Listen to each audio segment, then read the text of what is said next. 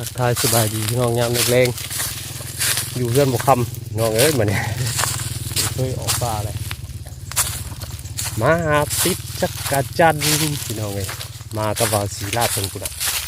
มันลุกไปมีสมอยใช่สิมีสมอยฮะต้องสร้างใส่สายตาอย่างเดียวป่ะ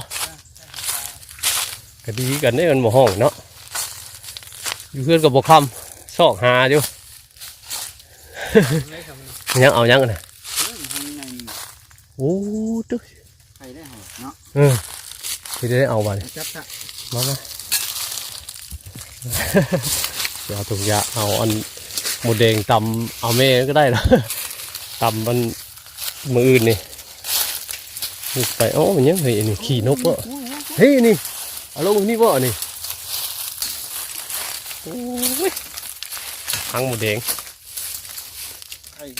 บวกไข่ก็ยากนี่มันเมย์มันได้โอ้ยเห็นไหมได้นี่ใส่ถุงแล้วบ่ยุดดิเมย์นะยุดแบบนี้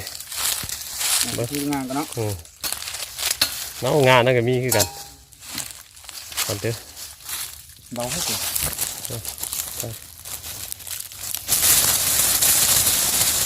ครบ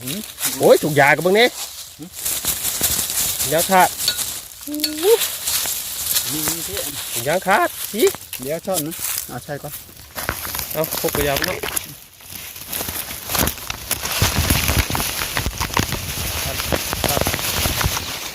ไปมาดิกำมันขึ้นเลยตายไป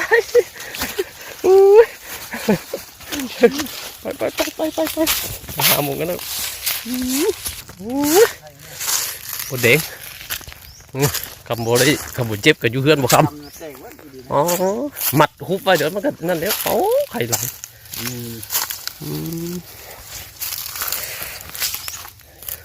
จอมหมัดใส่เจียวนะใส่เจียวมือไปห่วย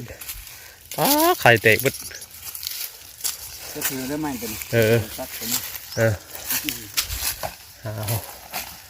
มาดัดคำที่น้องไว้คนนี้เลื่อนกับบอกคำมาหาเอาจันก่อนมันบอกหอกขับมากลางเว้นกับมันเหมันหอยติดได้จาก10 ตัวดีกว่าไปกินเด้ใส่ม่วงลายสีว่าสีโทรถามผู้อยู่ไปทางไหนเด้มันนี่วะเครื่องนอนจะกินก็ออกมานอนอยู่นะกระทับกระเทียอยู่กินยาแห้งทั้งท้องต้มอยู่ไข่ทั้งหมดแม่เนาะว่าอยู่เพื่อนกับห้อนกับเที่ยวอาบแต่น้ำมือใหม่จังว่าลงห่วยลงห้องกะวันนี้มาทีละสำคำหาเราเอาจักรจันทร์ครับมันบ่ได้ห้องมันเนี่ยเราต่อแรงเนาะมันบ่ห้องจะใส่สายตาหาเราเอาอย่างเดียวพี่น้องเลยไปเข้าไปหาต้นกับคำพี่น้องอยู่เพื่อนบ่คำมาเนี่ยใบติ้วอ่อนกันลายเอาใบติ้วอ่อนมากินกับแจ่วเรามันแดงเราหนุกจองเลยหาตอนแรงหลัดแรงถึงนี้คือบ่อแล้วเพื่อนกับโบคำนั่นครับ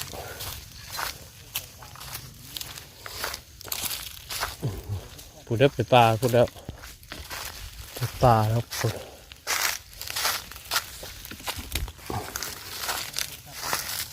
ฮะเปิดห้องนะใช่ YouTube บ่ YouTube เสียงจักรจันทร์บ่ล่อดิ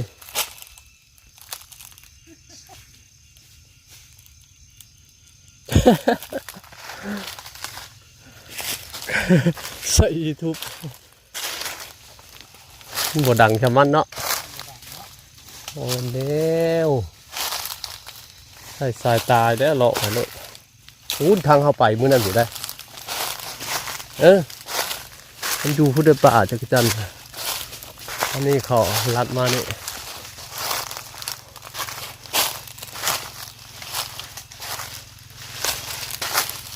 ตอนแรกมันนอนลุ่มหรือว่ามันนอนเทิงเนาะจักจันเนี่ยนอนเทิงบ่เนาะถ้าเห็นกุ๊กใดนั่นมากาดเนาะ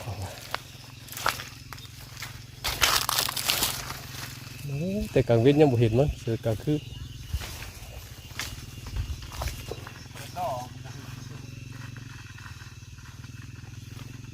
มีปลาตัวหนาเนี่ยเขาไปโดนมาเมื่อนั้นกับปลานี่เลยปลานี้ก็สอดทอดถูกว่าอยู่อันนี้เริ่มห้องแล้วพวกโอ้ยสั่นเท่ดิเรียบร้อยใส่สายตาแล้ว ใส่สายตาเอาเป็นมาห้องได้ตอนแรงเนาะ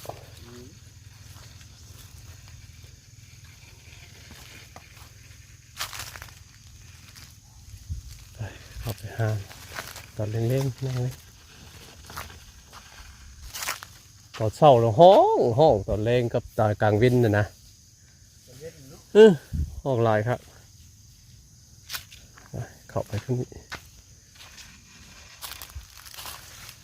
หอดป่ามันแล้ว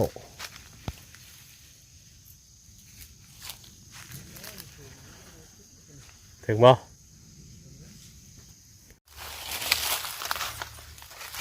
เงียบปิดเลยเดี๋ยวหาจนตาเล่ว่าแล้วว่าที่นอนน้ำกินฮะคือติดได้ก้านเอาญาติว่าสั่นแล้วมันบินลงมาใส่ไฟสิได้ญาติในนั้นมั้งไม่เคยไปเชื่อบ่ดิ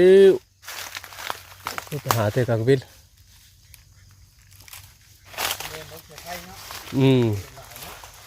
มันเห็นไฟเลยเขาสั่นต้นไม้นะเดี๋ยวมันบินลงใส่ไฟเงียบชิดเลย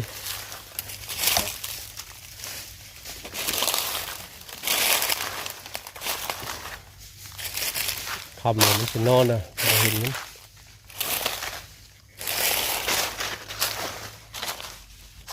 จันงามเลงเอาไว้ออกมาถึงหน้ากับเย้ใส่สายตาดีๆ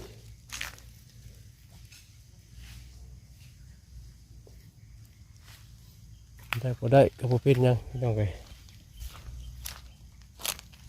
อยู่เพื่อนบอกคำเด็กออกมาทำไม่ออกมาอะไรก็คือคำไว้เพื่อออกมาบอกยังไงออกมาอาบแดดอยู่เพื่อนห้อนเพื่อออกแต่ว่าบ่ได้อาบแดด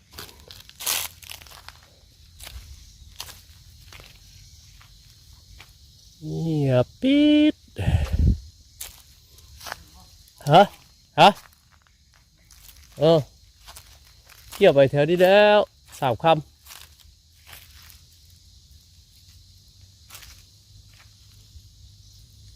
เงียบปิดผู้ทั้งนั้นแล้วผู้ทั้งมันห้องผู้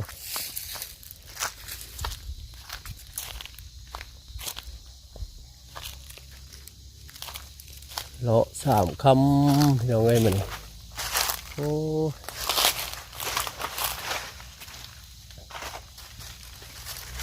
ยินออกไปหากินข้าวปลากันยังไงคำบอกเนี่ยเวียกเนาะมีเวียกมีงานอย่างว่ากันอีกเท่านึงเพราะว่าเขากับคาดวังไปก่อนว่าไปก่อนกะบ่ได้บ่หูตื่นนอนมาเลยมันจะคิดไปทางใดชุดลักๆกะขึ้นแหละคำว่ามีเวียกมีงานขึ้นเลยหากินข้าวปลานี่ตัวนี้กันนี่เป็นบ่ห้องเลยดิบ่ห้องบ่เห็นมันแล้วพอยามนอนเพื่อนนี่ดิ คำเติบเลยพี่น้องเลยหา6 โมงแรงเนี่ยถ้ามันนอกเขาก็เริ่มคำว่ากันคือว่าเริ่มที่ทางโป่งแล้วทางพระตีโป่งตอนแรงก็บ้านเขาส่องกันเราไปอีกหน่อย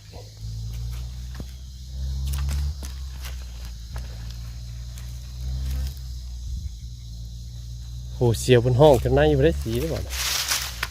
มันมืดเลย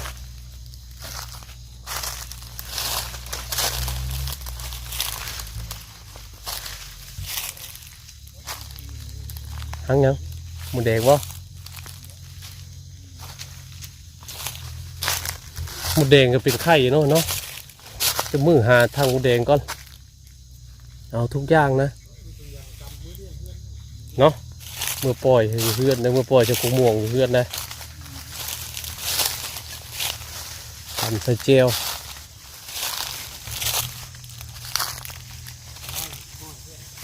เสียงห้องอยู่นอกแล้วมาหาบุเห็น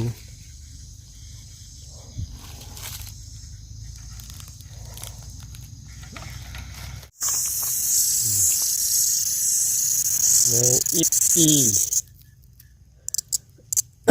สาบ้านนอกเฮาแมงอิดอีตัวน้อยพี่น้องเลยแต่ว่ามันนะเพิ่นนี่มันก็จักรจันทร์อีเพิ่นมีซีดหลายตัวเพิ่นบ่ฟาว เดี๋ยวหาตาจุดเดือดฮะบ่ห้องนะแน่พอได้ออกมาหลัดแรงแต่วินงามจะถือตัวแต่วินคำลงแล้วคอยคำลงแรงนี่แหละบัดนอกบัดนาเอาอย่างแน่นอนอยากออกมาย่ำไหนออกมาไม่อยากออกก็นอนอยู่เฮือนผู้ห้องเลยสิเอ้ยผู้บ่มีไฟว่าอิสระเกดีเป็นตัวของเจ้าของฮะ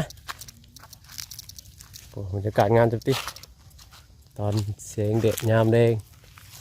ห้อยเริ่มกลับบ้านกลับซองแล้วจะต้องอวยเลยฮะกะมืออื่นไปจักสิขึ้นโคกจักสิลงน้ำมืออื่นนั่นสิเนาะยังเว้าอะไร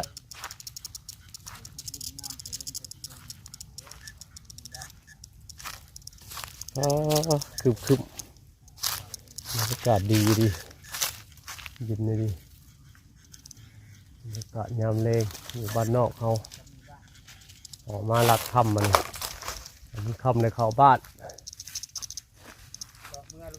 ไป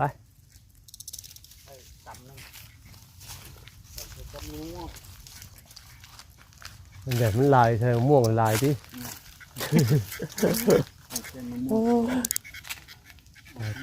ไป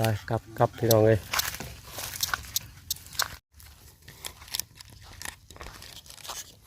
กลับแล้ว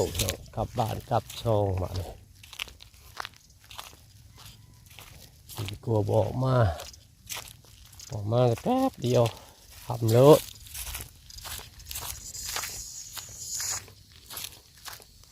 โอ้เสียงห้องยังมีด้วยผมมันทำโมเห็นหูเลยมาถ่ายบรรยากาศให้พี่น้องได้เบิ่งที่เพิ่นเบิ่งพี่น้องเนาะเขาบอกเป็นอย่างบริซีเรียสเกี่ยวกับคลิปพี่น้องเอ้ยแต่ออกมาแต่มันค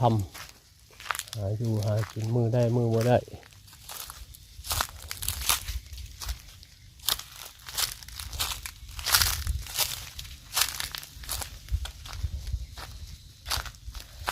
งานเล็กๆเราเห็นหูเลย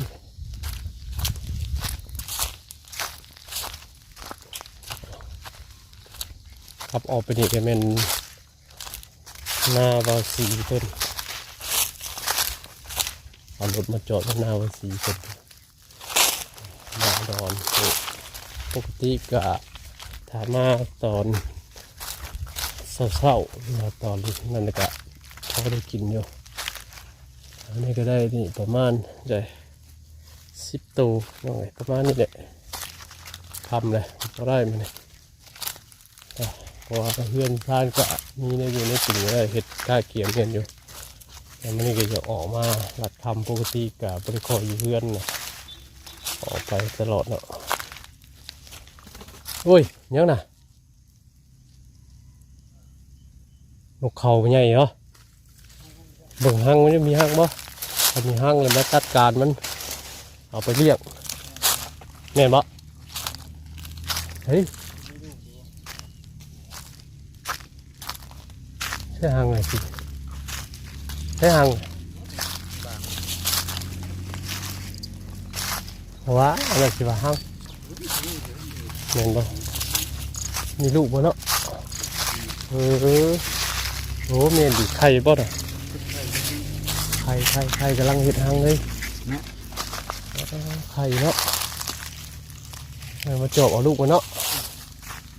ลูกคนมือเรียงพันนกเขาใหญ่ได้กินเนาะสิเนาะ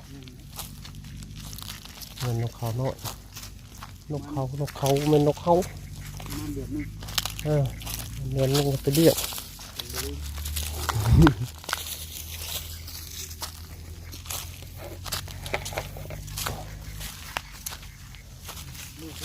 เฮ้ยอ๋อพี่ถอยกลับมันคำแล้วยังอยู่ไปต่ออยู่พี่ออกไป มือใหม่มืออื่นมือขึ้นโคกกับลงน้ำมืออื่นเนี่ยมันนี่ก็ห้อนมันเนี่ยมืออื่นคำโบลงน้ำกับแม่นขึ้นโคกกับแม่นไปหาข้อกระปอมนั่นสิคำโบไปข้อกระปอมกับแม่นลงน้ำมืออื่นเนี่ยกำลังสั่งเอาเฮไม่ค่อยก็ได้เฮเก้าขาดพี่น้องเอ้ยไปย่ำใดก็บ่ได้ป่าใหญ่นะมูเอาแต่ป่าน้อยที่ขึ้นแบบนั้นหรือเปล่า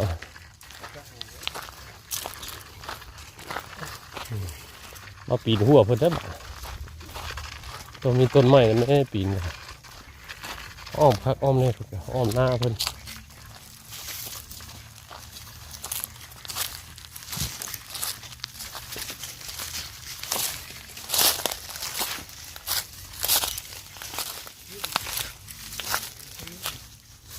เฮ้ยเฮ็ดมาพี่ยังหกเข้าบ้าน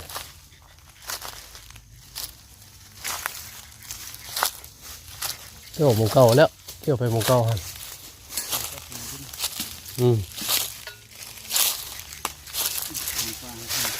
มืดแบบนี้หมุนปลา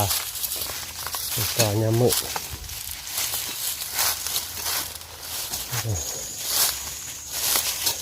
ทำอะไรก็มีแห้งเลยบ้าน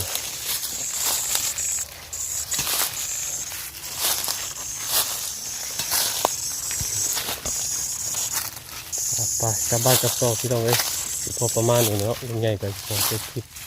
เที่ยวครับนี่เลยพี่น้องเลยถามหัวนี่ได้กันเมนกลับบ้านเนาะดูดีมีแห้งประจุกูทุกคนที่เป็นกำลังใจให้ยังไงมาโดยตลอดจักรจันทร์คลิปนี้ประมาณนี้เนาะสบายดีพี่น้อง